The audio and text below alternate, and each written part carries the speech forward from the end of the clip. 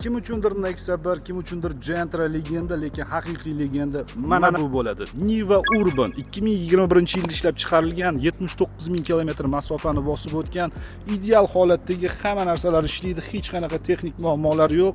Tayyor внедорожник, legenda yozuvlari bilan. Propan gaz o'rnatilgan, tayyor. Texnik holatlarda umuman hech qanaqa ishi yo'q. Razdatkalar ishlaydi, tekshirtirib ko'rganmiz. Motorida, elektronikasida hech qanaqa muammosi yo'q. Hadovoylari ham ideal holatda. Полностью shumoizolyatsiyalar qilib qo'yilgan, 100%li kuzov absolyutno top toza, kraska umuman tegmagan, porog o'rnatilgan, krugovoy tonirovka ruxsatlari bilan tog'larga chiqish uchun maxsus shinalar o'rnatilgan. Saloniga keladigan bo'lsak, ideal holatdagi salon, rul gidravlika, konditsioneri bor, ishlab turibdi, pioner magnitofon o'rnatilgan, signalizatsiya Magicar, razdatkalar 100% ishlaydi, hech qanaqa muammo yo'q, stiklopodъемниклari bor, аккуратный, приятный salon.